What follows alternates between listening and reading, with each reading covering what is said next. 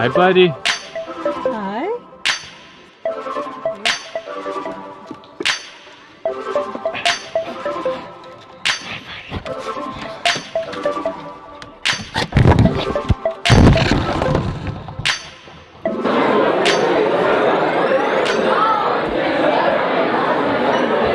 We are here today to speak to you because we are currently in the process of making a feature-length documentary that focuses on mental health, and we're hoping that we might be able to introduce you guys to some of the things that we've learned through our own experiences. What I do want to share with you is my experiences over the past year in terms of my anxiety and depression. So about a year ago, I dropped out of my senior year here at FIS 3 months prior to the IB exam due to severe struggles with anxiety and depression. We want to introduce you to a cycle that we think we all kind of can fall into. It can easily become something that drives us forward or something that really holds us back. So who here has ever wanted to change something about themselves or wanted to achieve something, a goal, but felt like they couldn't or weren't able to? So, yeah. All right. Last year, when I was in the middle of my depression and I had dropped out from grade 12, I started talking with my brother about what I was feeling and what I was dealing with over Skype calls. And we made a decision to film these conversations and combine them into a short documentary that was called A Conversation About Depression and Anxiety, which we posted on our YouTube channel. And it received so much positive feedback, and countless people, including parents of one of my closest friends, wrote me emails about their own experiences with similar issues and how they could relate to things that we were discussing.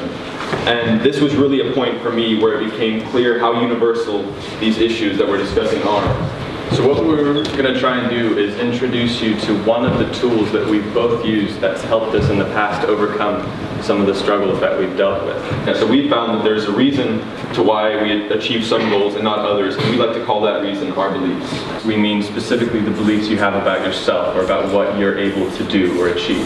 So if you, for example, feel like you have an abundance of potential that will enable you to succeed in something, whether it's as small as getting a good grade on a test or as big as overcoming depression, you're also then going to put in a lot of action. You're going to start working really hard towards getting that goal because you feel certain that it's possible for you. If you take a lot of action, you start working really hard on whatever it is, you're also going to, chances are you're going to get a really good result. And then that is going to confirm the beliefs you had to start out with. You are going to strengthen the potential you feel for yourself, and so a cycle is born. For me, I remember when I went to school, one of the things I kind of believed about myself was that I was a bad math student. I'm a lot better at the arts or history, and numbers seemed to be something I struggled with. So my belief about my potential as a math student was really low. What ended up happening, and of course there's exceptions to this, but I feel like in general, and specifically with me, the action I took towards becoming a better math student were very, very small. I didn't start taking extra classes or practicing at home. I would wait to the last minute and do my homework because I didn't think I could do it anyways. I would ask friends who knew how to do it to help me on it, and I would try and not be called on in class because I didn't feel confident that I could answer the question. So the action I took was determined by my belief as a math student, and so I got bad results on tests. I didn't get the grades that I wanted to, and of course I didn't get them because I didn't really work towards them because I didn't think I could get those grades, and so I was confirmed in my belief. So what we're kind of trying to get at here is that you can see that the beliefs you have about yourself really determine the whole cycle. That's where it begins and ends, and it can really keep fueling itself whether or not it's a positive cycle or a negative cycle.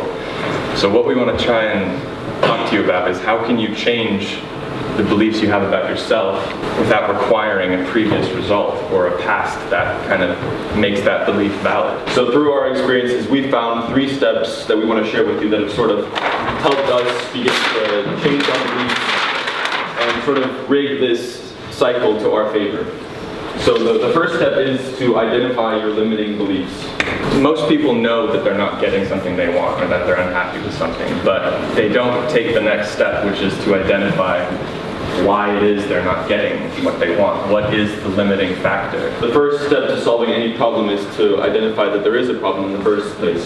So then the second thing you have to do is you have to start asking the right questions. What we mean is that when we're struggling with something, we tend to ask ourselves questions internally. Why am I always scared? Why am I always worried? And then, as my brother said, naturally I was coming up with answers which were, you know, that's just who you are. You're the person who's always going to be worried. You're the person who's always going to get scared when you're faced with these different situations.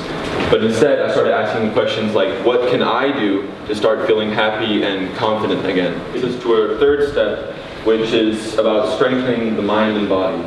We found that one of the most difficult ways of trying to get out of a negative state of mind is to just sit and think about it. That's just not really going to happen. You're not going to get anywhere. If anything, you're just going to feel worse if you're just thinking, why am I so sad? Why am I so depressed right now? What you can do is get up and go do something physically. It's the easiest way to instantly change the way you're feeling. If you decide to get up and go out and do a walk or go for a run or play some sports, you first of all take your mind off of whatever it is you're struggling with, but then you're able to come back afterwards in a much more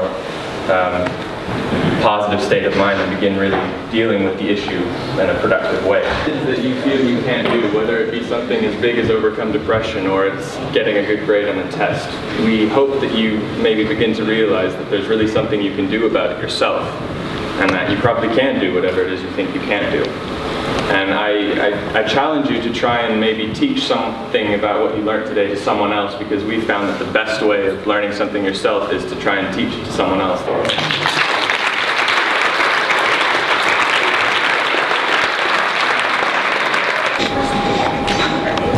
So how's it going? Good. We're up here. We're up here. We're down here. I really like saying that. We're out here promoting our film documentary. It's been crazy to see how many people are actually just coming up and asking questions that are just as intense as the questions that we're asking ourselves. Yeah. It's really exciting to see.